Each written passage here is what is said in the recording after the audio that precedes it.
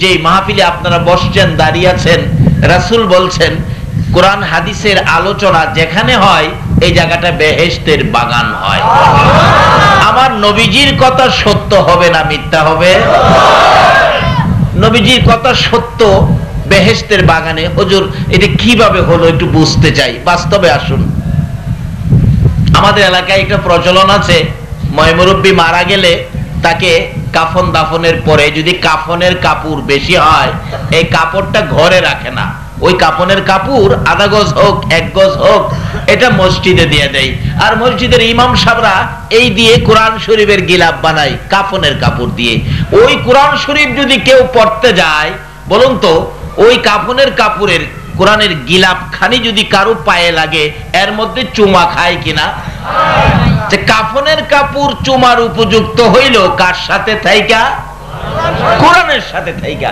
যেই কোরআনের সাথে থাকলে কাফনের কাপড় চুমার উপযুক্ত হয়, রাসূল বলছে এই কোরআনের আলোচনা যেখানে হয়, এই কোরআনের পরশে জায়গাটা বেহেশতের বাগান হয়। তাইলে আপনারা এখন কোথায় বসে আছেন?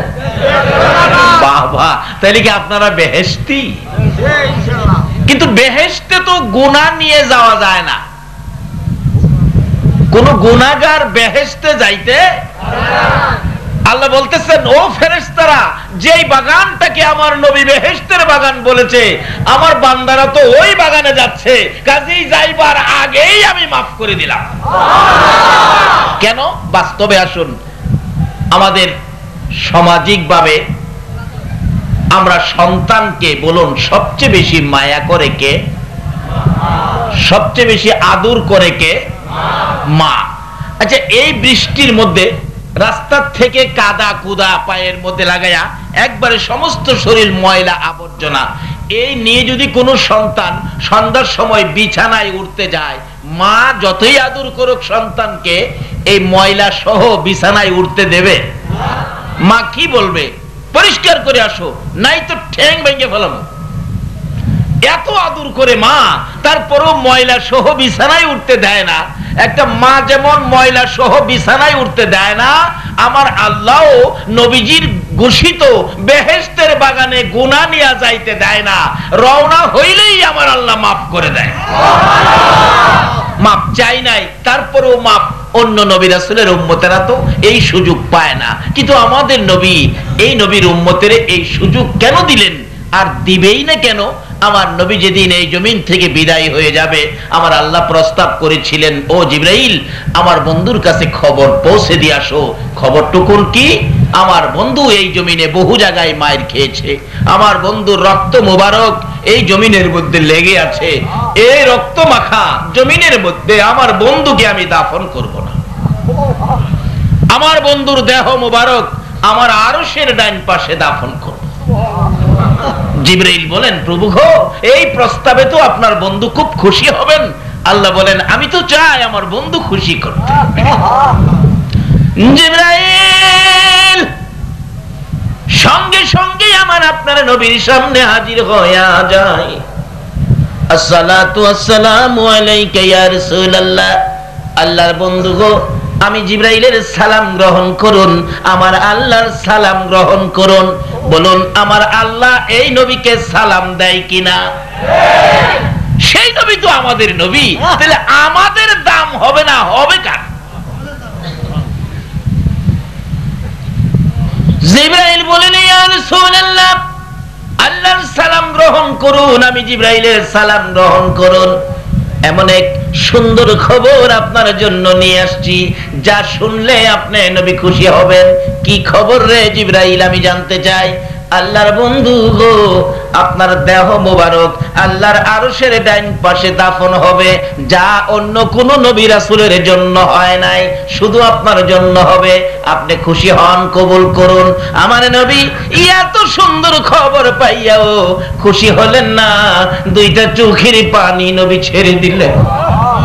জিবরাইল বলেন, ইয়া রাসূলুল্লাহ, এত সুন্দর খবর পাইয়া দুইটা চোখের পানি জর্জর করে ছেড়ে দিলেন। কারণটা কি আমি জিবরাইল জানতে চাই। আল্লাহর নবী বলেন, জিবরাইল রে, কারণটা শুনে নাও। আমার দাফন হবে রে আল্লাহর আরশের ডান পাশে। আরেকটা খবর দিলি না, আরেকটা খবর আমার শোনাইলি না। কোন খবর হুজুর? জিবরাইল, আমার উম্মতের দাফন কই হবে রে? জিবরাইল বলেন, ইয়া রাসূলুল্লাহ, আপনার উম্মতের দাফন এই জমিনের মধ্যে হবে। আমার নবীর কান্না আরো বেড়ে গেছে। জিবরাইল রে, না রে, আমার মন মানে না। আমার উম্মতেরা এই জমিনে পড়ে থাকবে, আমি নবী আল্লাহর আরশে পড়ে থাকবো।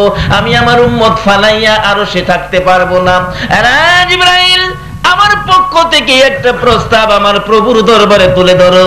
আমার উম্মতেরা যদি এই জমিনের মধ্যে থাকে রে, আমি নবী আরশে যাব না। আমি আমার গুনাহগার এতিম উম্মতের পাশে এই জমিনের মধ্যে থাকবো। জিবরাইল বলেন, ইয়া রাসূলুল্লাহ, এই জমিনের মধ্যে পড়ে থাকবেন, উম্মতের কি ফায়দা হবে, আপনার কি লাভ হবে?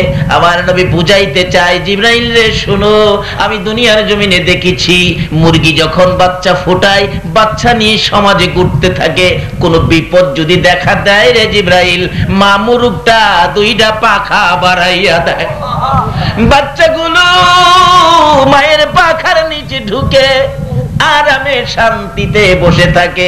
আরে জিবরাইল, আমি নবী মদিনার মাটিতে থাকবো রে।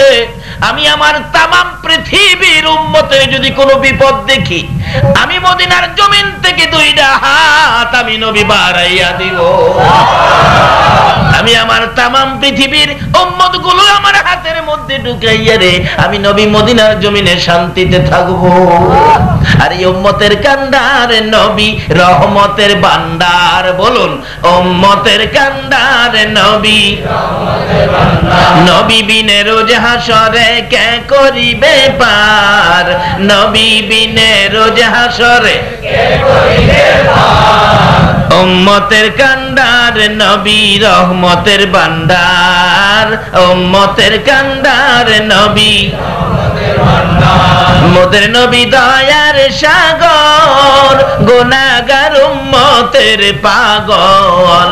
মোদের নবী দয়ার সাগর, গুনাহগার উম্মতের পাগল। রোজ হাসরে সেজদায় পড়ে কাঁদবে যারে যার, রোজ হাসরে সেজদায় পড়ে কাঁদবে যারে যার। উম্মতের কান্ডার নবী রহমতের ভান্ডার, উম্মতের কান্ডার নবী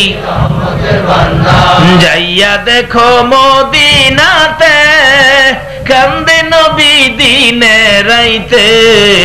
যাইয়া দেখো মদিনাতে, কান্দে নবী দিনে রাইতে। মাফ করিয়ে দাও গো খোদা উম্মত গুনাহগার, মাফ করিয়ে দাও গো খোদা উম্মত গুনাহগার। উম্মতের কান্ডার নবী রহমতের ভান্ডার, উম্মতের কান্ডার নবী। নবী বিনে রোজ হাসরে কে করিবে পার, নবী বিনে রোজ হাসরে কে করিবে পার। উম্মতের কান্ডার নবী রহমতের ভান্ডার, উম্মতের কান্ডার নবী। যে নবী উম্মত ফালায়া আরো সে যায় না, যে নবী উম্মতের ব্যথা বুকে নিয়ে মদিনায় শুয়ে কান্দে। আল্লাহ বলেন, বন্ধু এত মায়া তোমার উম্মতের জন্য, যাও আমি কথা দিলাম তোমার উম্মতের একটু সুযোগ পাইলেই আমি মাফ করে দিব। বিধায় আমরা আজকে মাপ চাই নাই, কিন্তু এই মাহফিলের উদ্দেশ্যে রওনা হলাম। সামনের পা বাড়াইয়া পিছের পা উঠাইবার আগে আগেই এই বেহেশতের বাগানে ঢোকার আগেই আল্লাহ আমাদেরকে মাফ করে বেহেশতি মেহমান হিসাবে কবুল করেছেন। তাই আমরা সে আল্লাহর শুকর আদায় করেছি। গর্জিয়াস কণ্ঠে আবারও বলুন আলহামদুলিল্লাহ। এই আওয়াজ হয় না, মানুষ তো কম নয়। এই বর্ষাকালের মাহফিল প্রচুর মানুষ, আওয়াজটা তো সেরকম হলো না। এই জন্য তো আমরা বিজাতিদের হাতে মাইর খাই। বলুন, আমরা যে নবীর উম্মত, এই নবী কি ছোট নবী না বড় নবী? নবী বড়, কিতাব বড়, উম্মত বড়, কিন্তু আওয়াজ তো ছোট হয়। অথচ এই নবীর উম্মতের জীবনী খুলুন, খোলাফায়ে রাশিদিন ওমর ফারুক রাদিয়াল্লাহু তাআলা যখন মদিনার শাসক ছিলেন, এখনকার যুগের শাসক না, নবীর ভালোবাসার শাসক, যে ওমর নবীর ভালোবাসা ঠিক রাখতে গিয়ে আপন পিতার কল্লা কেটে ফেলেছে, সেই ওমর যখন মদিনার শাসক ছিলেন, মদিনায় একবার ভূমিকম্পে মাটি থরথর করে কাঁপতেছে। মানুষ তো ভয় ভীতির মধ্যে। ওমর বলেন কোনো ভয় নাই হুজুর, ভূমিকম্প তো, দাঁড়াও ভূমিকম্পকে আমি সাইজ করতেছি, রাখো। ভূমিকম্পের বিরুদ্ধে লাঠি নিয়ে বাইরেছে ওমর, মাটিকে বলতেছে থামো, বলছি থামো, কি পাইছো নড়াচড়ি করবে, থামো, আমি ওমর বলছি। লাঠি দিয়া বাইরে ভূমিকম্প থামাইলেন। অবশেষে বলতেছেন, এরে মদিনার মাটি, ভূমিকম্পে দিয়ে যে নড়াচড়িটা করলি, তোর কি লজ্জা করলো না? তুই কি জানোস না এই মাটিতে যে আমার রাসূল ঘুমিয়েছে? ওমরের চাবুকের আঘাতে মদিনার মাটি এমন ভাবে চুপ হয়েছে, কিয়ামত পর্যন্ত মদিনায় আর ভূমিকম্প হবে না। আমরা সেই নবীর উম্মত, যেই নবীর উম্মত ভূমিকম্প থামাইতে পারে, কিন্তু আজকে আমাদের আওয়াজ দুর্বল হয়ে গেল, সেই জন্য বিজাতির হাতে মার খায়। গর্জিয়াস কণ্ঠে ওমর যেই কালিমা পড়েছে, আমরাও সেই কালিমা পড়েছি। পরিচয় দেন, আমরা ওমর মার্কা মুসলমান। শেষবারের মতো আবারও বলুন আলহামদুলিল্লাহ, মাশাআল্লাহ। আওয়াজটা মোটামুটি হয়েছে, ঘন্টা দেড়েক চলবে। তাই আসুন আগে বাড়ি। আবু জাহেলের রূপ ছিল প্রশ্ন, ভাতিজা তুমি বলে নবী হইছো, আমার মুঠের ভিতরে কি আছে বলো তো? মুঠের ভিতরে আসলে কি? ঘুমাই রয়েছেন আপনারা? খিলি ছিল বালি, ওই যে মরুভূমির পাথরের কণাতে নিয়ে বলে, ভাতিজা বলো রে কি? এমন সময় জিবরাইল আইছে, ইয়া রাসূলুল্লাহ এর মুডের ভিতরে কি আপনি কইবেন না যারা আছে ভিতরে হেরাই কইব, হেরে জিগান।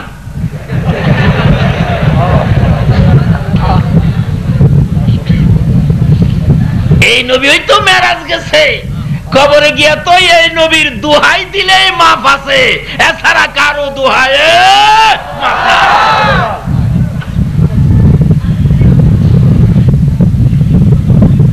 জিবরাইল হুজুর জিগান, আপনি কইবেন না মুডের ভিতরে যারা আছে হেরাই কইব?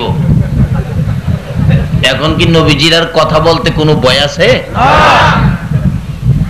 চাচা আপনার মুডের ভিতরে কি জিগাইলেন কইবার লাগা? অন কি আমি কমু না মুডের ভিতরে যারা আছে হেরাই কইব?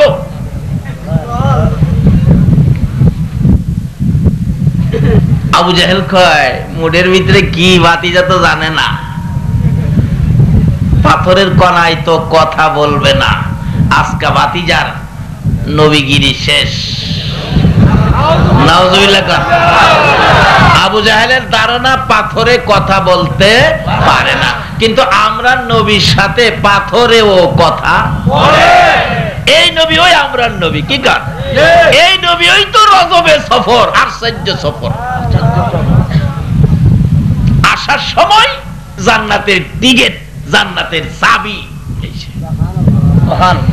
আমরা দেশের লোকেরা বিদেশ সফর করে কম্বল আনে, কম্বল। আমার নবী একটা কম্বল আনছে না, কি আনছে? কি আনছে? জান্নাতের। এই নবীরে ভালোবাসুন, দরকার আছে নি?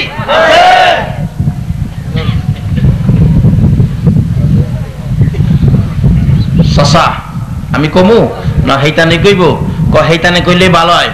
নবীজি গায়, এই আমার চাচার মুডের ভিতরে তোরা কারা? জবাব দে। সকল বালুর কণার থেকে আওয়াজ আসতেছে, ইয়া রাসূলুল্লাহ আমরা বালুর কণা।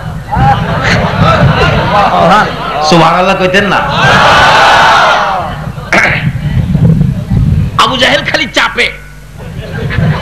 আচ্ছা কোন তো নবীর লগে বালুর কণার কথা কয়, হ্যাঁ সাইপে বন্ধ করতে পারবো। একবার গাউসে পাক 7 বছর বয়স, লম্বয়ে যাইব, কষ্ট হইতো না তো? 7 বছর বয়স, ওনার বাবা ইয়ামেন যাবে ব্যবসার উদ্দেশ্যে। সামনে দেখা রইছে, বাবা ইয়ামেন যাইবেন? হ, আমারে নিয়ম লাগবো আজকে। গাউসে পাকের বাবা কয়, বাবারে রাস্তাঘাট সুবিধা না, ভাগ ভাল্লুকের ভয়, তোমাকে দেওয়া যাবে না। কয় না বাবা আমি যাব। আমার না নিয়া যাইতেন না। কি রে বাবা সর্বনাশ। আচ্ছা ঠিক আছে চলো। একটু দূরে গেলেই দেখে পাহাড়ের উপরে দুই ভাগ পজিশন নিচে, বাপ বেটারে ধরবো। বাবা তো কানতেছে, হাই হাই হাই, বাবারে কেন আইলি? তোমারও খাইবো আমারও খাইবো। গাউসে পাক 7 বছর বয়স, হাসে। বাবা কি কন আপনি? বাবাই কান্দে, ফুলায় হাসে।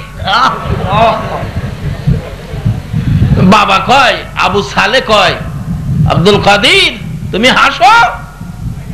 কব্বাতে আপনি কান্দেন,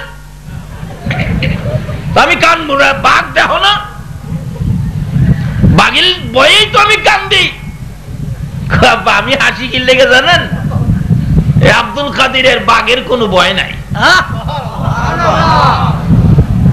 বলো কি কেন্দেন না বা কেন্দেন না?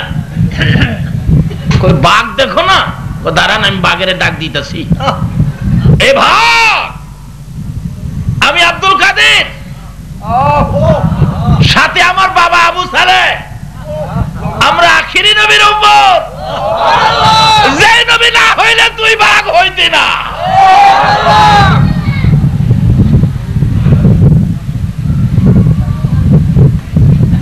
বাঘ দুইটা, একটা কানে আরেকটাই কয়, কিরে কার কথা কইলো? বাঘে নবীরে চিনিনি? সুবহানাল্লাহ কইতেন না? অবশেষে তাদের মন মানসিকতা পাল্টে গেল। আস্তে আস্তে নিচে আসে নাইমা গেছে। আবু সালে কান্দে, বাবারে খাইবো খাইবো। গাউসে পাক কয়, বাবা ভয় পায়েন না, আপনি দাঁড়ান। দুইজন দাঁড়াইছে, বাঘে খাইবো এত সাহস বাঘের হয় নাই। তার জীবনী লেখে, দুই ভাগ কাছাকাছি আইসা বাপ বেটার পায়ে সালাম করে বিদায় হয়ে যায়। আমরা সেই নবীর উম্মত, যেই নবীর উম্মতের পায়ে জঙ্গলার বাঘ এসে সালাম করে। মা আমেনা বলেন, যেদিন রাহমাতাল লিল আলামিন নবী আমি আমেনার পেটে ছিল, আমি মাটির কুয়ার থেকে পানি উঠাইতে গিয়েছিলাম। কুয়ার পারে গিয়ে যখন দাঁড়াইলাম, কে যেন ডাকতেছে, জিবরাইল, আমার বন্ধুর মা আমেনা এত নিচ থেকে পানি উঠাবে আমি সইতে পারি না রে জিবরাইল। আমার বন্ধুর মা ওই নিচের থেকে পানি উঠানোর বালতি সারার আগে আগে রে নিচের পানিগুলো উপরে উঠাইয়া দে। মা আমেনা বলেন, এমনি সময় দেখি পানিগুলো উপরে উঠে গেছে। মানুষ যেমন নদীর থেকে পুকুর থেকে কলস বুড়াই, আমি আমেনা সেইভাবে কলস বুড়াইয়া বাড়ির দিকে রওনা হলাম। একটু পরে দেখি একটা ভাগ দৌড়া এসে আমার সামনে দাঁড়াইছে। আমি আমেনা থরথর করে কাঁপতেছি, বাঘ বুঝি আমাকে খেয়ে ফেলবে। বারবার আমেনার মুখের দিকে তাকাই ভাগ, আবার আকাশের দিকে তাকাই। আমেনার ভয় দেখে বাঘ ডাকতেছে, প্রভু গো আমার জবান খুলে দাও না গো, তোমার বন্ধুর মায়ের সাথে কথা বলি। আমার আল্লাহ বলেন, বাঘ আমার বন্ধুর মায়ের সাথে কথা বলবি রে, যা আমি তোর জবান খুলে দিলাম। বাঘ ডাকতেছে, আমেনা গো, ও আল্লাহর বন্ধুর মা আমেনা, তুমি কেন ভয় পাইতেছো? আমেনা বলেন, ভয় পাচ্ছি তোমাকে দেখে আমাকে নি খেয়ে ফেলো। আমেনার এই কথার জবাব দেন জঙ্গলার ভাগ, রে আমেনা, আমি তোমাকে খাইতে আসি নাই, একটা খবর তোমাকে শোনাইতে আসছি। আমেনা গো, তোমার পেটের ভিতরে রাহমাতুল লিল আলামিন। রে আমেনা, তোমাকে খাওয়ার জন্য আসি নাই, ওই রাহমাতুল লিল আলামিন নবীকে সম্মান করার জন্য, একটা তাজিমের সেজদা করার জন্য আমি বাঘ তুমি আমেনার পায়ে সালাম করে গেলাম। যেই নবীর মা আমেনা বাঘে সালাম করতে আসে, এই নবীর উম্মতের কি বাঘে খাইতে পারবে? গাউসে পাক বলেন, বাবা ভয় পাবেন না, কারণ খাইব দূরের কথা, সালাম কইরাই তো কুল পাইতো না। আচ্ছা কোন তো গাউসে পাকের জীবনের মধ্যে কি কোনো বেজাল চরিত্র আছে? তা আমরা আজকে মার খাওয়ার কারণ হইল আমাদের মধ্যে ভেজাল। শাহজালাল ইয়ামিনী রহমাতুল্লাহ আলাইহি, খাজা মঈনুদ্দিন চিশতি রহমাতুল্লাহ আলাইহি ওই রকম ওলিদের জীবনী খুলুন, কি যে পরিষ্কার ছিল তারা, এই জন্য তাদের ক্ষমতা কত ছিল। আসুন সামনে বাড়ি পাথর জবাব দেন কি বলে? হুজুর আমরা বালুর কণা। এই খালি সিফে আবু জাহেলে এটা বন্ধ করতো, নবীর সাথে পাথর কথা বলবে, আবু জাহেল চিপ্পা বন্ধ করতে পারবো? আল্লাহ কই আবু জাহেল রে, আমার বন্ধুর সাথে বালুর কণা কথা বলবে, তুই চাইপিয়া বন্ধ করতে। কিন্তু এই নবী আমরার নবী, এই নবীর পক্ষে ছিল আবু বকর আর বিপক্ষে ছিল আবু জাহেল। আবু বকরের ঘটনা আলোচনা করলে 2 রাত শেষ হবে না, সংক্ষেপ করে দিয়ে আসলাম। এবার আবু বকর যেদিন দুনিয়া থেকে বিদায় হবে নবীর পক্ষে থাইকা, যেদিন আবু বকর কবরে যাবে, এই তো কবর, কবরে যাবে, কবরের খবরাই পড়ছে।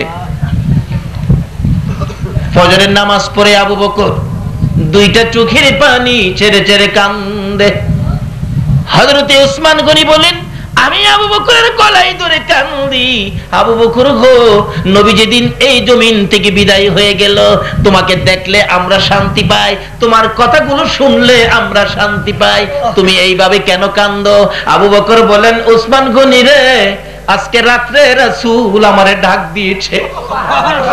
রে আবু বকর, তুমি না ছিলে আমার হিজরতের সাথী, তুমি না ছিলে আমার গুহার সাথী, তুমি না ছিলে আমার মদিনা যাওয়ার সঙ্গী, তুমি না গুহার মধ্যে আমি যে ঘুমিয়েছিলাম তোমার উরতের উপর মাথা রেখে, তোমাকে যে সাপে দংশন করেছে, তুমি যে জীবন দিতে রাজি, আমি রাসূলের ঘুম ভাঙাইতে রাজি না। আবু বকর 2 বছর 2 মাস 10টা দিন পার হয়ে গেল, আমি রাসূল একা একা রওজায় শুয়ে আছি। তোমার কি মন চাই না রে আবু বকর আমার পাশে শোয়ার জন্য? আমি রাসূল আর কতদিন একা একা থাকবো? এমনি সময় দয়ার নবী মায়ার নবীর ডাক আবু বকরের কানে লাগলে আবু বকর ঘুম থেকে উঠে কাঁদতেছেন, নবী আমাকে ডাক দিয়েছে, বিদায় হয়ে যাব। ফজরের নামাজ পড়ে বিছানায় বসে কান্দে। ওসমান গনি বলেন, কান্দো কেন? ও ওসমান গনি, আমি বিদায় হব, কান্দি। ওসমান গনি শোনো গো, আমি তো নবীর প্রেমে, নবীর ভালোবাসায়, নবীকে খুশি করে আল্লাহকে পাওয়ার জন্য আমার সকল সয় সম্পত্তি বিলীন করে দিয়েছি। 10টা পাই পর্যন্ত আমি আবু বকরের ঘরে নাই। আজকে রাত্রে আলু জ্বালাবো, তোল কিনার পয়সা পর্যন্ত আমার ঘরে নাই। এরে ওসমান গনি, আমি যদি আজকে মৃত্যুবরণ করি, কথা দাও আমি আবু বকরের কাফনের কাপড় কিনা দিবানি। সংক্ষেপ করে দিলাম। এই নবীকে চিনার পরে আবু বকর এইভাবে সব বিলীন করে দিয়েছে। আমার নবী একদিন মসজিদে নববীতে গায়ের চাদর মোবারক বিছাইয়া ডাকতেছেন, দেখি কে আমারে চিনো, কে আমারে কিনবা, কে আমাকে ভালোবাসো, কে আমাকে খুশি করার জন্য কি করতে পারো? সবাই দৌড়ে গেলেন, যা পায় তা নিয়ে আসে। হুজুর নিয়ে আসলাম। কি আনছো? আমার যা সম্পত্তি আছে 4 ভাগের 3 ভাগ রাখলাম, 1 ভাগ আপনার জন্য নিয়ে আসলাম। হুজুর আমি নিয়ে আসলাম। কি আনছো? 4 ভাগের 2 ভাগ রাখলাম, 2 ভাগ আপনার জন্য নিয়ে আসলাম। এইভাবে জমা দিতে থাকলো রাসূলকে খুশি করার জন্য। হযরতে আবু বকর বাড়িতে যাইয়া 2টা চোখের পানি ছেড়ে ছেড়ে কান্দে। বিবি বলেন, স্বামী গো কেন কান্দো, ব্যাপার কি? কান্দি রে বিবি, রাসূলকে খুশি করব, ঘরে কিছুই নাই, আমি কি নিব, কি দিব, কি দিয়ে খুশি করব? এবার গায়ের রুমালটা বিছাইয়া 4 কাপ পাইলেন, দিলেন, গ্লাস পাইলেন, দিলেন, নিমকদানি পাইলেন, কুপি বাতি পাইলেন, কুটিনাটি ছোটখাটো জিনিস যা ছিল প্যাকেট করলে। বিবি ডাকতেছেন, স্বামী গো এই সবগুলো প্যাকেট করে কই নিয়ে যাবেন? ও বিবি, রাসূলের জন্য নিয়ে যাব। ঘরে দি কিছুই নাই, সব নিয়ে যাবেন? হ। এমনি সময় দেখে মহিলারা কানের অলংকার খুলে খুলে, গলার হার খুলে খুলে পাঠাইতেছে বাচ্চাদেরকে দিয়ে। আবু বকরের বিবি বলেন, স্বামী মহিলারা ওদিকে কিছু দেয়, আমি কি দিব, আমার জন্য কিছু রাখেন। একটা গ্লাস হাতে নিয়ে বললেন, এই গ্লাসটা আমার নামে নবীর রুমালে দিয়েন। আবু বকর বলেন, বিবি গো, আমি তো সবগুলি নিয়ত করে ফেলেছি, আমি আবু বকর দিব, এই নিয়ত আর ঘুরাইতে পারবো না, তোমার নামে নিব না। বিবি বলেন, স্বামী তা যদি না করেন একটু দাঁড়ান, আমি রাসূলকে খুশি করার জন্য কিছু করব। কি করবে রে বিবি? সঙ্গে সঙ্গে আবু বকরের বিবি বিছানার থেকে খেজুর পাতার চাটাই টাইনা টাইনা বাহির করে, খেজুর পাতার চাটাই পরনে লাগাইয়া পরনের কাপড় টাইনা টাইনা খুলে। আবু বকর বলেন, বিবি কি করবি রে? পরনের কাপড় খুলে, স্বামী গো আর কিছুই নাই রাসূলকে দেওয়ার জন্য, আমি খেজুর পাতার চাটাই পরে পরনের কাপড় খুইলা দিলাম, আবার রাসূলের রুমালে দান করে দিও। আবু বকর বলেন, বিবি রে তোর কি মন চায় পরনের কাপড় খুলে রাসূলকে দেওয়ার জন্য? আবু বকরের বিবি বলেন, স্বামী গো শুধু পরনের কাপড় নয়, আমার মন চাই কলিজাটা খুইলা রাসূলকে দেওয়া দিতে। এইভাবে আবু বকরের বিবি সহ আবার রাসূলের জন্য পাগল ছিলেন। সংক্ষেপ করে দিলাম, বিদায় হবে। ও আবু বকর বিদায় হয়ে যায়, সকালবেলা কাঁদতেছে হযরতে আলী রাদিয়াল্লাহু তাআলা আনহু গলায় ধরে, আবু বকর এইভাবে কান্দো, তুমি বিদায় হয়ে গেলে আমরা কার কাছে যাব, কার কথা শুনবো, কার কাছে গিয়ে শান্তি পাবো? অনেক লম্বা ঘটনা সংক্ষেপ করে দিলাম। আবু বকর বলেন, ও সঙ্গীরা, রাসূল ডাক দিয়েছে, আর থাকবো না, বিদায় হয়ে যাব। আমি যে রাসূলকে ভালোবাসতাম, নবীর পক্ষে ছিলাম, নবীর কথাগুলো মানতাম, নবীকে ভালোবাসতাম, নবীর জন্য সব বিলীন করে দিয়েছিলাম। আমার এই ভালোবাসায় আমার নবী খুশি হয়েছে কিনা আমি কবরে যাওয়ার সময় তোমরা প্রমাণ করে দিও। কই যাওয়ার সময় কিভাবে করব আবু বকর? আমাকে গোসল দিয়ে কাফন পরাইয়া জানাজা শেষ করে কবর দেওয়ার আগে নবীজির রওজার পাশে রাইখা ডাক দিও নবীজিকে, নবী গো আপনার গোলাম আবু বকর আপনার পায়ের নিচে হাজির, বলুন আবু বকরকে কোথায় দাফন করব? ইয়া রাসূলুল্লাহ। নবীজি রওজা পাকে আসেনি? জীবিত না মৃত? আপনাদের বিশ্বাস কি জীবিত না মৃত? হায়াতুন নবী, জিন্দা নবী রওজা পাকে এখনো শুয়ে শুয়ে আপনার আমার জন্য 24টা ঘন্টাই নবী কাঁদতেছে।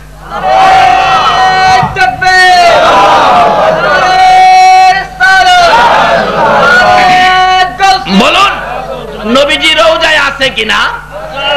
আল্লাহু আকবার। এক নবীর আশিক নবীজি রওজার পাশে গিয়ে শুয়ে শুয়ে কান্দে, নবী গো আপনি না খাওয়াইলে আমি খাইতাম না। নবীজি রাত্রে ডাকে, ও পাগল আমার চুলাই কি এখন রান্না হয়? আমি না খাওয়াইলে খাইতি না? না মইরা যামু তো, আপনি না খাওয়াইলে খাইতাম না। পাগল কি করব? একদিন রাতে নবীজি স্বপ্নের মাধ্যমে 2টা রুটি আইনা তার হাতে দিছে। স্বপ্নে অনেক সময় খাই না আমরা, আমরার খাওয়া আর পাওয়া, নবীজির দেওয়া আর খাওয়া একরকম হবে? আমরা তো স্বপ্নে খাই মাশাআল্লাহ, পোলাও খাই, দেশি মুরগির রান খায়, 2 হাতে সমানে খায়, ঘুমেতে ওইটা দেহে খাতা সিরা মুহ দিয়া রাখছে। আর ওই নবীর আশিক বলেন, আমি রওজা পাকের পাশে ছিলাম, আমার হাতে 2টা রুটি দিলে আমি ঘুমের মধ্যেই খাইতেছি, একটা রুটি খাইয়া আরেকটা মাঝখান দিয়ে ছিঁড়ে অর্ধেকটা খাইলাম, বাকি অর্ধেকটা আমার হাতের মধ্যে ঘুম ভেঙে গেছে। আল্লাহর কসম আমি স্বপ্ন থেকে উঠে দেখি রাসূলের দেওয়া রুটির অর্ধেক রুটি এখনো আমার হাতের মধ্যে আছে। এই নবী মদিনায় রওজা পাকে আছে কিনা বলুন তো? কিভাবে আছে? আরো জ্বলন্ত প্রমাণ, বাস্তবে বহু প্রমাণ, সময় হবে না, রাত্র অনেক হয়ে গেছে। এবার ডাকতেছে, ইয়া রাসূলুল্লাহ। হযরত আলী রাদিয়াল্লাহু তাআলা আনহু আবু বকরের লাশ নবীজির রওজার পাশে রাইখা ডাকতেছে, আল্লাহর নবী গো আপনার গোলাম আবু বকর আপনার পায়ের নিচে হাজির, বলুন কোথায় দাফন করব? কোনো জবাব আসতেছে না। আবার ডাক দিলেন, ইয়া রাসূলুল্লাহ, আপনার হিজরতের সাথী, গুহার সাথী আপনার পায়ের নিচে, বলুন কোথায় দাফন করব? কোনো জবাব নাই। তৃতীয়বার মাথায় হযরত আলী রাদিয়াল্লাহু তাআলা খুব কাঁদতেছেন, ইয়া রাসূলুল্লাহ, আবু বকরের বেলায় যদি কথা না বলেন, আমাদের বেলায় জানি কি হয়। এমনি সময় হাজার হাজার সাহাবী সামনে, নবীজির রওজা পাক থরথর করে কাঁপতেছে। সুবহানাল্লাহ। সবাই এক বাক্যে নজর দিলেন, এক ধ্যানে তাকিয়ে রইলেন। সবাই রওজার দিকে তাকিয়ে থাকলে একটু পরে শোনা যায় আমার নবী রওজা পাকের ভিতর থেকে ডাকতেছে, আলী, আলী রে, কই রে আমার আবু বকর? রে আলী, কই আমার আবু বকর? দে দে আমার আবু বকরকে আমার পাশে দাফন করে দে। নবীকে চিনে, নবীর ভালোবাসা লইয়া আবু বকর আমার নবীর পাশের জান্নাতের বাগানে ঘুমাইছে। আমার আল্লাহ বলেন, বন্ধু গো, তোমার ভালোবাসার আবু বকরকে তোমার পাশে শোয়াইলা, আমি আল্লাহ কথা দিলাম বন্ধু, তোমার ভালোবাসার আবু বকর যতক্ষণ পর্যন্ত জান্নাতের ভিতরে না যাবে, ততক্ষণ পর্যন্ত কোন নবীর উম্মতের জান্নাতে যাইতে দিব না। এই নবীর চিনে, নবীর পক্ষে, নবীর ভালোবাসা দিয়ে আবু বকরের লাভ হলো না লস হলো? চিনে নাই আবু জাহেল, কবর যাইব। বদর প্রান্তরের উপর দিয়ে নবীজির এক সাহাবী হাইটা যাইতেছে, এমন সময় দেখে একটা লোক সমস্ত শরীরের মধ্যে আগুন, হাতে আগুনের ভেরি, পায়ে আগুনের ভেরি, গলায় আগুনের ভেরি, মাথায় আগুনের টুপি, এইভাবে মাটির নিচ থেকে উঠছে। ওইটা বলতেছে, ভাই আমার এক গ্লাস পানি খাওয়াও, আমার এক গ্লাস পানি খাও, আমার জীবন বাহির হয়ে যাইতেছে। এমনি সময় দেখে দুইজন লোক আগুনের ডান্ডা দিয়ে মারতেছে ভিতরে নেওয়ার জন্য, আর বলতেছে, হ্যারে পানি দিও না, হ্যারে পানি দিও না। ওই সাহাবী বলেন, এই অবস্থা দেখে আমি তো ভয় পেয়ে গেলাম, দৌড় শুরু করে দিলাম, নবীজির সামনে হাজির। ইয়া রাসূলুল্লাহ, বদর প্রান্তের উপর দিয়ে আমি যাচ্ছিলাম, একটা ঘটনা দেখলাম। কি এই ঘটনা? রাসূল বলেন, যার এই ঘটনা তার চিনছো তুমি? কই না হুজুর, চিনি নাই। কই সেই হলো আবু জাহেল। জাহান্নামের আগুনে জ্বলছে, জাহান্নামের ভেরি পায়ে, হাতে, গলায়, সেই যন্ত্রণা সহ্য করতে না পেরে উপরে উঠে তোমার কাছে পানি চাইছিল, আর ওই জাহান্নামের ফেরেশতারা তাকে আগুনের ডান্ডা দিয়ে ভাইরেয়া ভিতরে ঢুকাইছে। সেই হলো আবু জাহেল। এইলো আবু জাহেলের অবস্থা কবরে, নবীর সাথে দুশমনি করে। আর ওই হলো আবু বকরের অবস্থা কবরে, নবীর ভালোবাসা দিয়ে। বলুন, আবু বকরের দাম বেশি না আবু জাহেলের দাম বেশি? আপনারা কি নবীর পক্ষে থাকবেন না আবু জাহেলের পক্ষে থাকবেন? আল্লাহ আমাদেরকে নবীর পক্ষে থাকার, নবীর কথাগুলো মানার, নবীর ভালোবাসার জিন্দেগি করার তৌফিক দান করো। সকালে বলুন আমিন। কিন্তু ভালোবাসার অর্থ কিভাবে হবে? আজকে রজব চাঁদ, এই রজব চাঁদে আমার নবী মেরাজের সফর করেছে। আসার সময় কি নিয়ে আসছে? আসসালাতু মেরাজুল মুমিনিন। আয়েশা বলছে, উম্মতেরা রে, আমি তো মেরাজ করেছি একবার, আর তোমাদের জন্য সুযোগ করে দিয়েছি রুস কয়বার? আমার নবী বলতেন, প্রভু গো, তারা কি বারবার আপনার এত উপরে আয়েশা সাক্ষাৎ করতে পারবে? আল্লাহ বলছেন, বন্ধু, তাদের আসতে হবে না, তোমার উম্মত তো, আমি তোমার ভালোবাসার খাতিরে তোমার উম্মতের সাক্ষাতের জন্য আরশ কুরসি লৌহ কলম ফালায়া তোমার উম্মতের সাক্ষাৎ দেওয়ার, দিদার দেওয়ার জন্য আমি আল্লাহ নিজে জমিনে নাইমা যাবো। আল্লাহকে কাছে পাবেন কার খাতিরে? নবীজির খাতিরে। বাবারে, সব ভুলে গিয়ে আসল চিনেন যার খাতিরে কুল কায়নাত, যার উপর আল্লাহ দুরূদ সালাম প্রেরণ করে, যাকে এত উর্দের সফর করিয়েছেন, যাকে স্বপ্নে দেখলে জাহান্নামের আগুন হারাম হয়ে যায়, যার আঙ্গুলের ইশারায় চাঁদ দুই টুকরা হয়ে যায়, সেই নবীকে চিনে এইবার আল্লাহ পাওয়ার সন্ধানে নামেন। তাইলে আল্লাহ দূরে হবে না কাছে হবে? এই সন্ধান করেছিলেন আতাই রাসূল খাজায়ে খাজেগা খাজা মঈনুদ্দিন চিশতি রহমাতুল্লাহ। এই রাস্তায় সামনে বাইরা বলুন, আল্লাহরে কাছে পাইছে না দূরে পাইছে? কত কাছে। আল্লাহু আকবার। খাজা মঈনুদ্দিন চিশতি রাহমাতুল্লাহ আলাইহি আজকে ওনার স্মরণে মাহফিল। একজন ওলিদের পক্ষে থাকলে কি বলেন, আজকে আমরা এই দুই পক্ষ ছেড়ে দেওয়ার কারণেই তো আমাদের অধপতন। আমাদের হাতে আল্লাহ দুইটা শক্তি দিয়েছেন, একটা শক্তি হলো রিসালাত, আরেকটা শক্তি হলো বেলায়াত। আজকে রিসালাত আর বেলায়াতের শক্তির থেকে দূরে যাওয়ার কারণে মুসলমান আজকে বিশ্ববাজারে মার খায়। ঠিক। অথচ রিসালাতের শক্তি কত। যেদিন এই নবীর রিসালাতের নিশানি ইব্রাহিমের কপালে ছিল, ইব্রাহিমকে যখন নমরুদে আগুনে ফেললো, এই রিসালাতের খাতিরে নমরুদের আগুন ইব্রাহিমকে ধরে নাই। যখন ইসমাইলের কপালে ছিল, এই রিসালাতের খাতিরে ইব্রাহিমের ছুরি ইসমাইলের গলা কাটে নাই। বেলায়েতের পাওয়ার কত।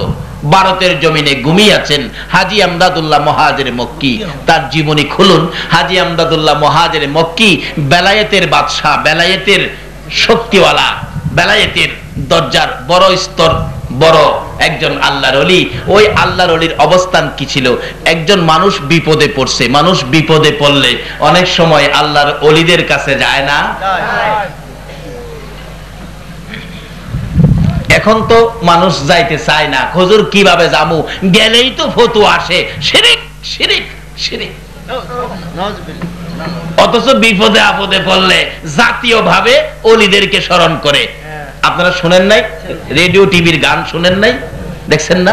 যদি বন্যায় দেশ বাসাইলা, খরায় দেশ পুইরালা, বিশৃঙ্খলা অভাব দেখা দেয়, তখন দেখবেন রেডিও সেন্টারে গান দেয়, ওলি আল্লাহর বাংলাদেশ, কয় না কয় না, শহীদ গাজীর বাংলাদেশ, তাদের হস্তে তাদের হস্তে রহম করুন আল্লাহ, রহম করুন আল্লাহ। বিপদে বললে এরা রস্তে আর রস্তে।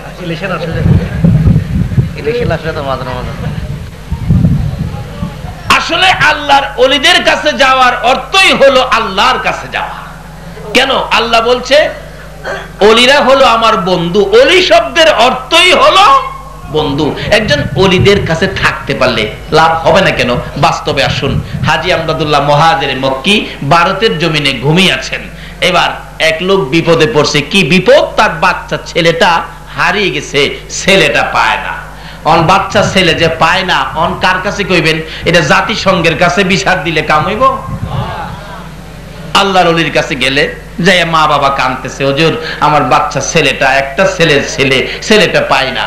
আল্লাহর ওলি কিছুক্ষণ পরে বলতেছেন, বাবারে তোমার ছেলেটা তো আছে, জিন্নাত নিয়ে গেছে, জিনে নিয়ে গেছে, জিনে নিয়ে একবারে সমুদ্রের মাঝখানে দ্বীপের মধ্যে ফেলে রাখছে, যেখানে কেউ নাই, খানা দানা নাই, কিচ্ছু নাই। ছেলেটা কষ্টের মধ্যে আছে, হয়তো 2-4 দিন পরে ছেলেটা মারা যাবে। আচ্ছা বলুন তো, মা বাবার ব্যথা আরো বাড়ছে কিনা? বাড়ছে। অবশেষে বলতেছেন, হুজুর আপনার ভাই ধরি, হুজুর হুজুর আমার ছেলেটারে হুজুর দয়া করে আইনা দেন। কি দিয়ে আনবো? আনতে গেলে হেলিকপ্টার দরকার। তখন তো হেলিকপ্টার আবিষ্কার হইছে না। কিন্তু বেলায়েতের পাওয়ার কত, বেলায়েতের ওলিদের শক্তি কত। উনি বললেন তোমরা একটু চুপ করে বসো। বসায়া কিছুক্ষণ আল্লাহর ওলি চুপ করে থাইকা বলতেছেন, যাও বাড়িতে যাও, তোমার ছেলে বাড়িতে আইছে। মা বাবা দৌড়ে গেছে, যে দেখে দরজার সামনে বাচ্চাটা একেবারে জ্ঞান হারা অবস্থায় পড়ে আছে। নিলেন, একটু গোসল টুসুল করাইলেন, কিছু নাস্তা পানি খাওয়াইলেন। একটু সুস্থ হইলে বলতেছে, মা বাবা, বাবারে চলো যাই, যে হুজুরের দোয়ায় তোমারে পাইছি সেই হুজুরকে দেখাইয়া নিয়ে আসি। ওই হুজুরের কাছে নেওয়া মাত্রই বাচ্চাটা বলতেছেন, আব্বু এ হুজুরটারে চিনেন? মা বাবা কয়, চিনি মানি? এ হুজুরের দোয়াই তো তোমারে পাইছি। আব্বু খালি দোয়ায় না তো, আপনি তো দেখেন নাই। আমি দেখছি এই হুজুরটা সমুদ্রের কিনারে থাইকা সমুদ্রের এই পার থেকে ওই দ্বীপের মধ্যে 2টা হাত বাড়াইয়া দিছে। আর আকাশ জমিন হইল সৃজন নবীর কারণে, সেই জমিনে খেলে আল্লাহর ওলিগণে। হায়রে সেই জমিনে খেলে আল্লাহর ওলিগণ। যাইয়া দেখো হিন্দুস্তানে শত শত অলিগণে যাইয়া দেখো হিন্দুস্তানে, শত শত অলিগণে প্রেমের রশি বাঁধছে তারা মদিনার শনে, প্রেমের রশি বাঁধছে তারা মদিনার শনে। সেই জমিনে খেলে আল্লাহর অলিগণে, হায়রে সেই জমিনে দেখলে খাজা বাবার খেলা, আসে গনের বারে জ্বালা, দেখলে খাজা বাবার খেলা, আসে গনের বারে জ্বালা। আইনা সাগর শুকিয়ে দেই বসে নির্জনে, আইনা সাগর শুকিয়ে দেই বসে নির্জনে, সেই জমিনে গনে, হাইরে সেই জমিনে খেলে আল্লাহ। হাত বাড়াইয়া আমারে টান দিয়া উঠাইয়া নিয়ে আইছে। বলুন অলিদের হাত সমুদ্রের এপার থেকে ওই পার পর্যন্ত যাবে কিনা? এটাই তো অলিদের কেরামত। এটা কি অলিদের কেরামত? রাসূল বলছে কারামাতুল আউলিয়াই হাক্কুন, অলিদের কেরামত সত্য রাসূল বলে গেছেন। আচ্ছা, যাদের হাত এত লম্বা হয় তাদের পক্ষে গেলে কিছু কাজ হবে না? তার বাস্তব আমাদের দেশে আসুন, ভারত আর যাইতাম না, আমরা দেশে আমাদের কিশোরগঞ্জের ঘটনা। এক আল্লাহর ওলি তার মুরিদকে রাত্রে 12টার পরে চিঠি লিখে দিয়ে বলছে, এই চিঠিটা নদীর ওই পারে দিয়ে আসো, আমার একজন বন্ধু আছে। মুরিদ কয়, হুজুর রাত্রে কেমনে যামু, নৌকা তো পামু না ঘাটের মধ্যে এত রাত্রে, সকালে যামুনে। পিসাব কয় অহন যাইবি, আল্লাহর ওলি কয় অহন যাইবি। যার নাম হযরত মাওলানা আব্দুল হেলিম হুসাইনি বলতেছেন এখন যাইবি। হুজুর কথা শুন, ফিরের কথা মানতে হয়। নৌকা যে পামু না, কয় যা তুই। ওই মুরিদ বলেন ফেন্দা আমার দিকে দেন। যাইতেছি, যাইতে যাইতে যাইতে যাইতে যাইতে যাইতে যাইতে যাইতে ওই পীরের বাড়ি গিয়ে পৌঁছলাম, রাস্তায় কোনো নদী টদি ভাইলাম না। বাংলাদেশের কিশোরগঞ্জের একজন ওলি যদি তার মুরিদকে নদী ছাড়া পার করতে পারে, তাহলে একজন আল্লাহর ওলি খাজা মঈনুদ্দিনের মতো একজন আল্লাহর বন্ধু বক্তবৃন্দ মুরিদকে কি পুলসিরাত পার করাইতে পারবে না? কে খাজা বাবার স্মরণে মাহফিলের আয়োজন করেছেন? যে খাজা ছিল আতায়ে রাসূল, রাসূল যাকে পছন্দ করে, রাসূল যাকে ভারতের জমিনে পাঠিয়েছে। এই আলোচনার সময় হবে না, বহুত সময়ের দরকার, কাজী আসুন সংক্ষেপ করলাম। এবার শুধু এই ঘটনা, নদী পারিয়া ওই মুরব্বী পীর সাহেবের বাড়ি গিয়া পৌঁছে যায়, কই হুজুর রাত্রে যে হাইটে আইলাম নদী তো পাইলাম না, নদী কই গেল? ওই আল্লাহর ওলি কই, বাবারে তুমি যদি নদীর কথা না জিগাইতা, আমিও তোমারে নদী ছাড়া ওই আবার পাঠাইলাম। অহন যখন জিগাইছো, অহন আর তোমারে এইভাবে দিতেছি না, সকালে যাও নদীটা দেখতে যাও। হুজুর আপনি কইলেও যাইতাম না, নদী কই দেখতে যাবো?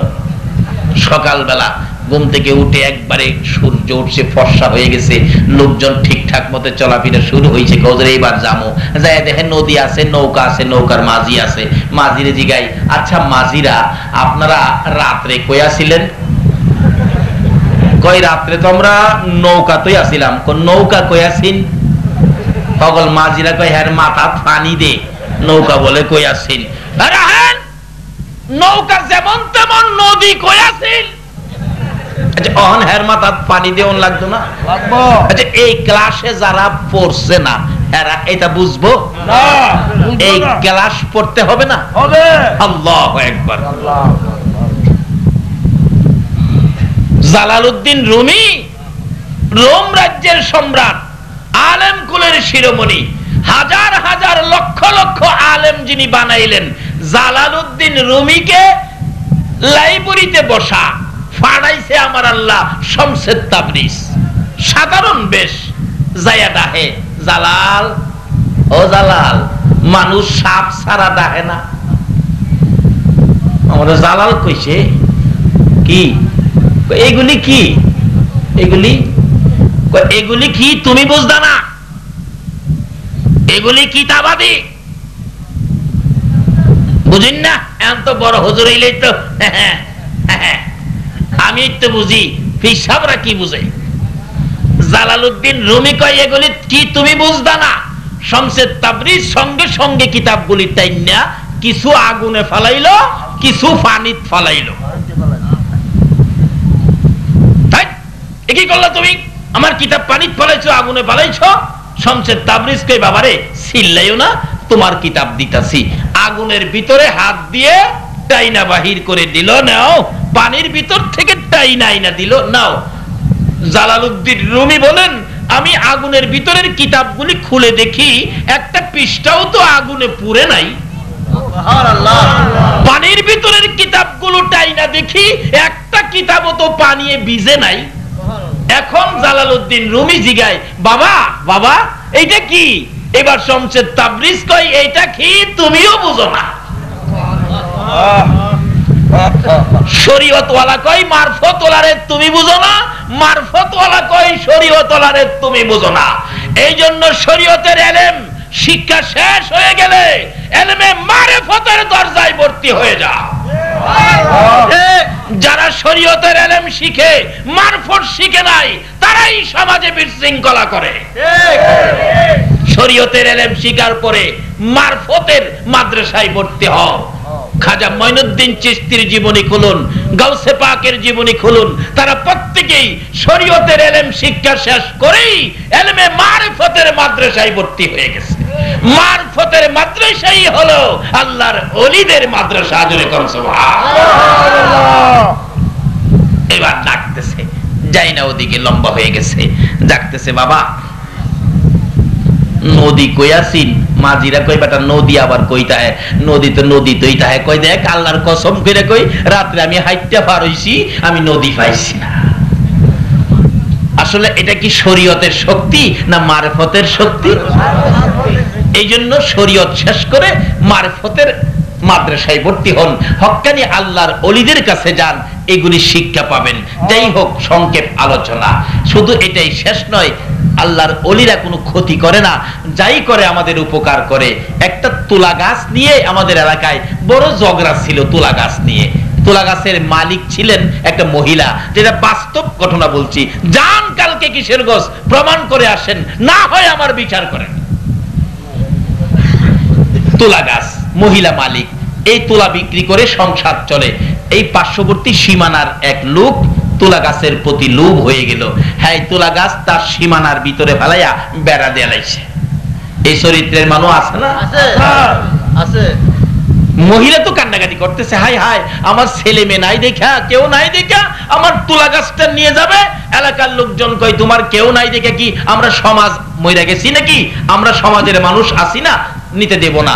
এই লোক কয় তোমরা আইতে পারবা না, এই লোক কয় নিতে দিব না। এইভাবে একটা ঝগড়াঝাটির বাও হয়ে গেছে। এমন সময় আল্লাহর ওলি আব্দুল হেলিম হুসাইনি কোত্থেকে আইছে হাজির।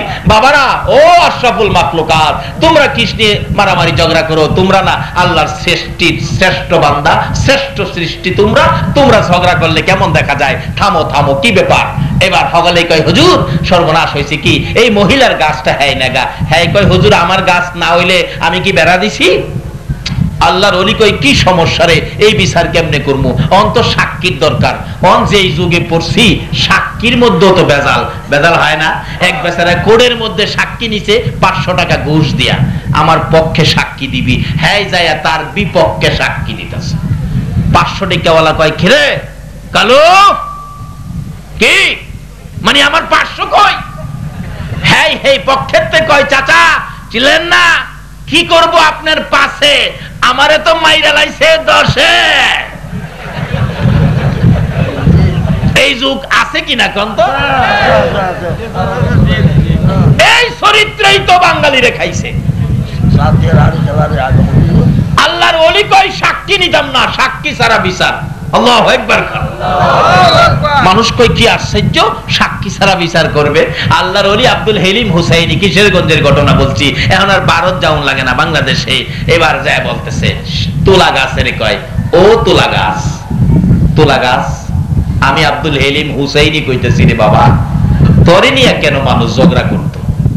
বাবারে, সীমানার মধ্যে গাছ ঝগড়া হইতেছে, তুই একটা কাম কর, তুই তো জানোস কার গাছ, যার গাছ তার সীমানার 5 হাত ভিতরে যাই গিয়া। আচ্ছা, আল্লাহর ওলির কামটা কি খারাপ হইব না ভালো হইব? তাইলে ওলিরা তো দেশে কোনো খারাপ করে না, তাইলে ওলির মাজারে বোমা মারেন কি লিগা? একটা কাজও তো খারাপ করে না। আজকে এই ওলিদের হাত বন্ধ করেই আমরা ধ্বংসের মধ্যে পড়ে গেছি।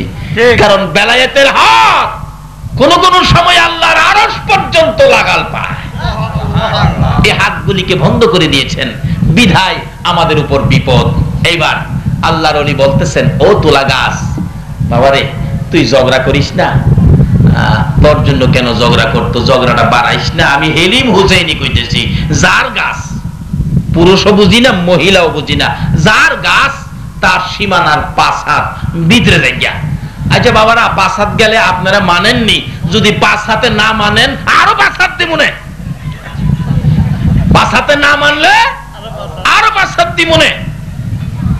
মানুষ কয় হুজুর কোন কি গাছে কথা শুনবে?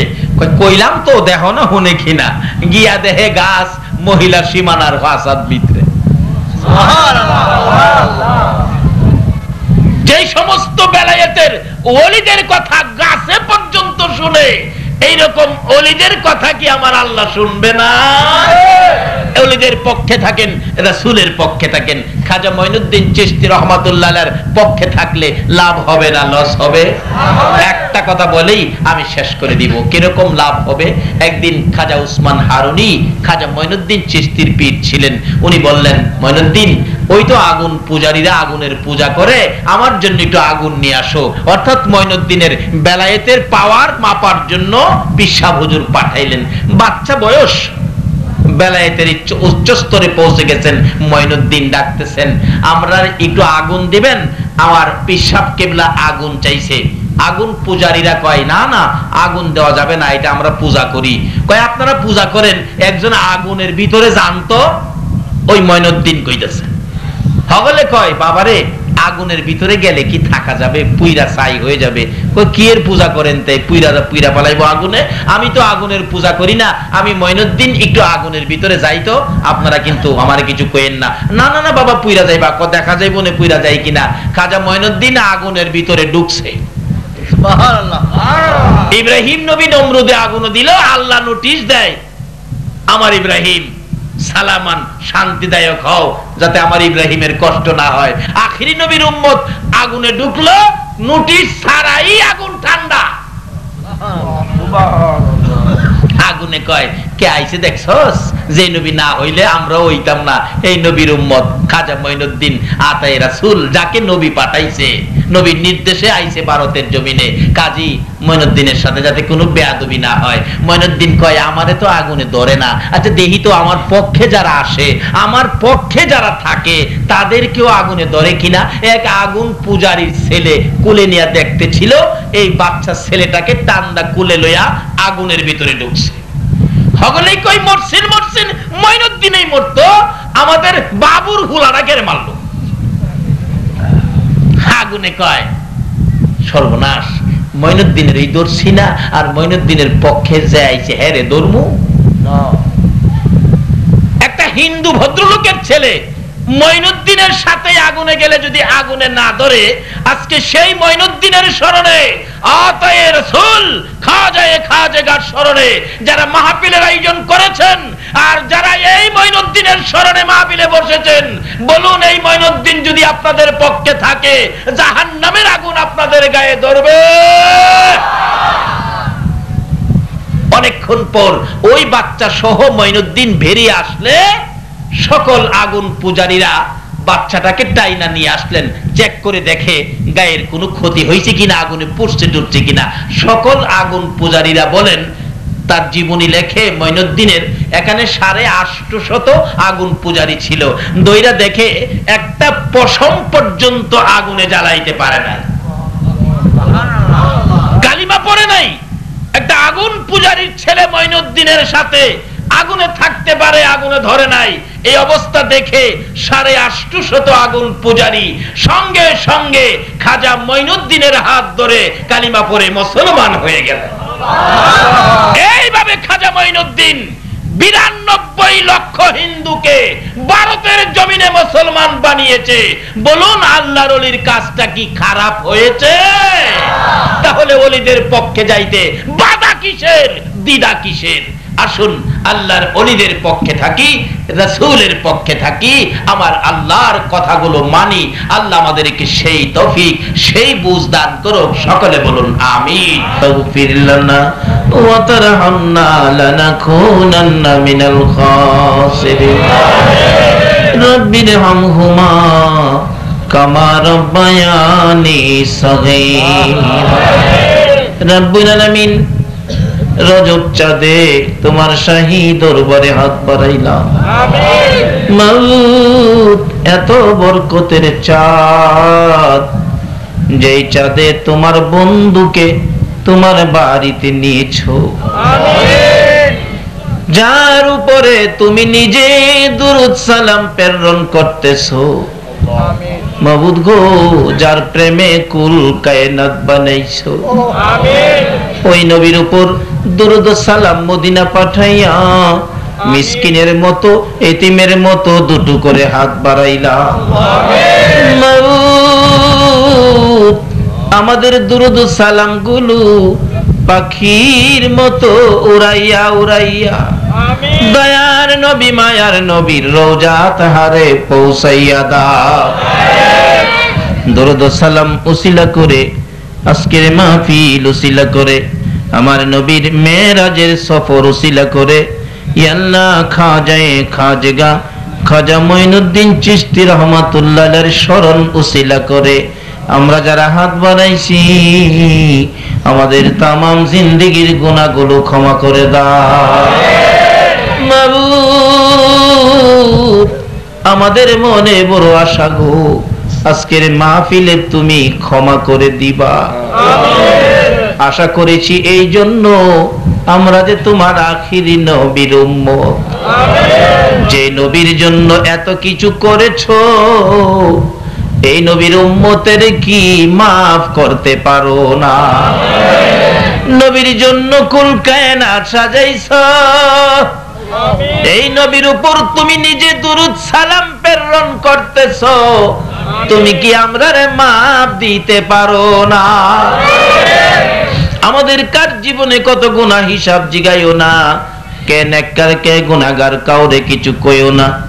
এই রজব চাঁদে নবীর মেরাজের খাতিরে আখিরি নবীর উম্মত বলে আমাদের সবাইকে তুমি মাফ করে দাও গো আল্লাহ। এই আল্লাহ সারা রাত মাহফিলে কাটাইয়া তোমার বান্দারা, তোমার বন্ধুর গুনাহগার উম্মতেরা হাত বাড়াইছে, মাফ চাইলা, মাফ করছো নি গো আল্লাহ। ডাক দেন না আল্লাহ, এই আল্লাহ, এই আল্লাহ, জীবনের গুনাহ মাফ করছো। জিগান না, জিগান না, জীবনের গুনাহ মাফ করছো। দুনিয়াতে দেখি সন্তানেরা অপরাধ করলে মা বাবা রাগ হইয়া যায় রে, এই সন্তান বাড়িতে জায়গা দিব না। তারপরে ও রাত্র যখন গভীর হয়, বাবা একটু পরে পরে জিগায়, জয়নালের মা, জয়নাল কই রে, এখনো কি বাড়িতে আসে না? বাবার মন তো মানে না অপরাধী সন্তানের জন্য। মা দরদি দরজাটা খুইলা দাঁড়াইয়া থাকে গো, ও অপরাধী সন্তানের জন্য মায়ের মতো দরদি যদি দরজা খোলা রাখতে পারে গো, আমরা যে তোমার বন্ধুর গুনাহগার উম্মত, তুমি কি মাফের দরজা খুলতে পারো না? আল্লাহ, ওই অপরাধী সন্তান ঘরের কাছাকাছি যাইয়া ঘরে ঢোকার সাহস পায় না, অপরক হইয়া একটা ডাক মারছে, মা, মা, মা গো মা। অপরাধী সন্তানের ডাকটা শুনে মা হারিকেন লইয়া দৌড়াইয়া বাহির হইছে। মায়ের মতো একটা দরদি যদি অপরাধী সন্তানে ডাক দিলে হারিকেন নিয়া বাহির হয়, তোমার বলে ৯৯ ভাগ মায়া আছে গো আল্লাহ। এই আল্লাহ, এই আল্লাহ, তোমার ৯৯ ভাগ মায়ার দুয়ারে আমরা গুনার বোঝা লইয়া তোমার আল্লাহ আল্লাহ কইয়া ঢাকলাম। তোমার কি মায়া লাগে না? তোমার কি দয়া লাগে না? আমাদের কথাই যদি মাপ না দাও, তোমার বন্ধু যেদিন দুনিয়া থেকে বিদায় হবে চোখ ভর্তি পানি ছিল। জিবরাইল জিজ্ঞেস করেছিল, হুজুর কেন কান্দেন? দুনিয়ায় কি আরো কিছুদিন থাকতে চান? আমার নবী বলেন, না রে জিবরাইল, তা না। তাহলে কেন কান্দেন? আপনার কি ফাতেমার জন্য মায়া হয়? না রে না। হুজুর এই মুহূর্তে কেন কান্দেন? আপনার কি হাসাইন আর হুসাইনের জন্য মায়া হয়? আমার নবী বলেন, জিবরাইল না রে না, আমি আমার উম্মতের জন্য কাঁদি। মাবুদ গো, আমাদের দিকে তোমার যদি মায়া না হয়, তোমার নবীর চোখের পানির উসিলায় আমাদেরকে মাফ করে দাও। আল্লাহ এত রাত পর্যন্ত ৪টা পার হয়ে গেছে, তোমার বান্দারা কষ্ট করেছে, তুমি যদি মাফ না দাও মুখটা আর কারে দেখাইব গো আল্লাহ? তোমার কাছে যদি তোমার বন্ধুর উম্মতেরা মাফ না পায়, তুমি বলো না আমরা আর কার কাছে যাব গো আল্লাহ? ফিরাইও না, ঘুরাইও না, কার জীবনে কত গুনাহ হিসাব জিগাইও না। এই মাহফিলের সবাইকে তুমি মাফ করে দাও। ই আল্লাহ, জীবনের গুনাহ মাফের আসার দরখাস্তের পর আরেকটা দরখাস্ত করি, তুমি কিন্তু রাগ হইও না। এতগুলো মানুষ রাত্র ৪টা পর্যন্ত বসে আছে, কেউ তো বাড়িতে গেল না। আমি তো জানি না কে কোন ব্যথা লইয়া বসে আছে। কার মনে জানি ব্যথা মানাই, কার মনে জানি ব্যথা বাবা নাই রে। আমার মতো মায়ের অভাবী কে জানি রে হাত বাড়াইছে। যার বাবা নাই, বাবার অভাবী কে জানি হাত বাড়াইছে। যে বাবা মাথার গাম পাতায় ফালাইয়া রোজগার করে তোমার আমার মতো সন্তানের খাওয়াইতো, বাবা জীবনে কোনোদিন খালি হাতে বাড়িতে আসতো না। কত পরিশ্রম করে বাবা সন্ধ্যার সময় পেটের খিদা লইয়া বাড়িতে ঢুকে খাইতে বসলে তরকারি দিয়ে খাওয়া যখন শেষ হইতো, বাবা দুধ ভাত মাখতো, দুধের সাথে ভাত দিয়ে মাইকা বাবা মুখে দিতে চাইলে সন্তানেরা চারদিক ঘেরাও করে বসেছে। বাবা দুধ মাখা ভাত একটাও নিজের মুখে দিছে না রে, সবগুলো ভাত সন্তানের মুখে মুখে উঠাইয়া দিছে। ওই দরদি বাবা কই, কার জানি কবরে রে আল্লাহ। ওই মা কই রে, যেই মা ছোটকালে কত আদর করত। মা আদর করে ডাইন পাশে শুয়াইয়া ঘুমাইতো, প্রস্রাব যদি করে দিতাম টাইনা টাইনা বাম পাশে নিত। বাম পাশে যদি প্রস্রাব করে দিয়েছি, মা প্রস্রাবের ভিজা জায়গায় শুইয়া রে শুকনা জায়গায় আমারে শুয়াইতো।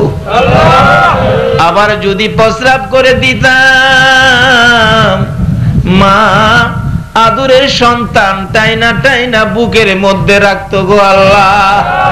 ওই মা বাবা কই, কার জানি কবরের।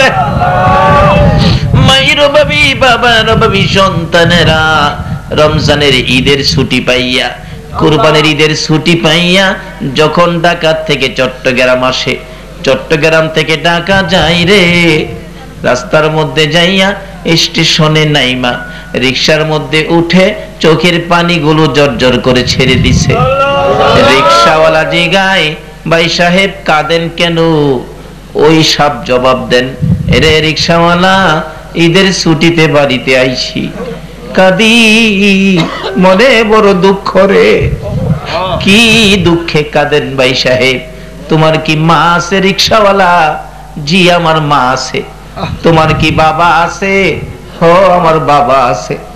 রে রিকশা ড্রাইভার, তোর মা আছে বাবা আছে রে, মা বাবা লইয়া ঈদ করবি রে। আমি যে ঈদের ছুটিতে বাড়িতে আসলাম রে, আমি কারে লইয়া ঈদ করব? আমার মাও নাই বাবাও, মা বাবার অভাবী সন্তানেরা ঈদের দিন গড়াইয়া গড়াইয়া কান্দে। একটা ছেলে ঈদের দিন বাড়িতে আসছে, মার বিছানার পাশে দাঁড়াইয়া কান্দে।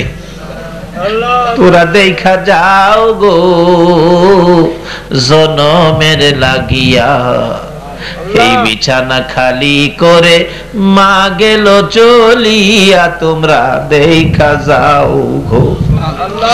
কত আদর করতো মায়ে কোলে কাখে লইয়া, কত আদর করতো মায়ে কোলে কাখে লইয়া। আরে বাবা বলে ডাকতো মায়ে, দুই গালে চুমাইয়া, তোমরা দেখা যাও রে। পায়খানা করিতাম যেদিন বিছানাতে শুইয়া, পায়খানা করিতাম যেদিন বিছানাতে শুইয়া, পরিষ্কার করতো মায়ে, আরে পরিষ্কার করতো মায়ে মেতরিনী হইয়া, তোমরা দেখা যাও রে। মাবুত ওই মা খয়, যেই মা মেতরিনী হইয়া রে পসরা পায়খানা পরিষ্কার করতো, অন্য মহিলারা দেখলে নাকে কাপড় দিত, তোমার আমার মা জীবনে কোনদিন নাকে কাপড় দেয় নাই। মায়ের অভাবী, বাবার অভাবী যারা হাত বাড়াইছে গো আল্লাহ, আর দেরি করো না, এই মুহূর্তে ওই সকল মা বাবার কবর গুলো জান্নাতের বাগান বানাইয়া দাও। মাবুদ রে, মার কথা কি বলবো, ছোটকালে যখন মাদ্রাসায় ভর্তি হয়েছি, টাইফয়েড জ্বর হয়ে গেছে, উস্তাদ ছুটি দিলেন, বাড়িতে চলে গেলাম। রাত্র হইলে ঘুম হয় না, সারা রাত তাকাইয়া থাকি, সবাই ঘুমিয়ে আছে, আমার মা দরদি মাতার পাশে বসে থাকে। জিজ্ঞেস করি, মা সবাই ঘুমাইল, তুমি কি ঘুমাইবা না ঘুমা? আমার মা দরদি জবাব দেয়, বাবা রে তুমি যদি না ঘুমাও আমার চোখে ঘুম আসে না। তারপরেও আবার মাঝে মাঝে দেখতাম মা দুইটা হাত বাড়াইয়া ডাকতো, মাউত আমার ছেলেরে জীবন ভিক্ষা চাই গো আল্লাহ। যেই মা বাবা সন্তানের জন্য তোমার কাছে জীবন ভিক্ষা চাইতো, ওই মা বাবা যার কবরে গো আল্লাহ, আমরা তোমার কাছে জান্নাত ভিক্ষা চাই রে আল্লাহ, তোমার জান্নাত ভিক্ষা চাই গো আল্লাহ। ওই সকল মা বাবার কবর গুলো জান্নাতের বাগান বানাইয়া দাও। আল্লাহ দাদা দাদি, নানা নানি, শ্বশুর শাশুড়ি, আলিয়া ওলাদ, বংশধর, মই মুরব্বী, পাড়া প্রতিবেশী, খানদানবাসী যারা কবরে কাজ করে, এই এলাকার জমিনের নিচে যারা কবরে গো, সকলের কবর জান্নাতের বাগান বানাইয়া দাও। মাবুদ যারা দুনিয়াতে আছে হায়াত বাড়িয়ে দাও। আল্লাহ আমাদের সকলকে বেশি বেশি করে নেক কাজ করার তৌফিক দাও গো আল্লাহ। ইয়া আল্লাহ খাস করে এই মাহফিলের আয়োজন যারা করেছে, ইয়া আল্লাহ কমিটির সকল ভাইদের বংশধর মুরব্বী যারা কবরে, সকলকে তুমি মাফ করে দাও। ইয়া আল্লাহ যারা দুনিয়াতে আছে সকলকে তুমি নেক হায়াত বাড়িয়ে দাও। ইয়া আল্লাহ যারা ব্যবসা করে গো সকলের ব্যবসায় বরকত লাগাইয়া দাও। যারা বিদেশ থাকে গো বিদেশি ভাইদেরকে সহি সালামতে রাখো। ইয়া আল্লাহ খাস করে আজকের মাহফিল তুমি কবুল করে নাও গো আল্লাহ। এই মাহফিলের খাইর ও বরকত দয়ার নবী মায়ার নবীর রওজা পাকে পৌঁছাইয়া দাও। ইয়া আল্লাহ আজকের মাহফিলের খাইর ও বরকত খাজা মঈনুদ্দিন চিশতি রহমাতুল্লাহ আলাইহির রূহে পৌঁছাইয়া দাও। ইয়া আল্লাহ গাউসে পাক সহ সকল ওলিদের রূহে পৌঁছাইয়া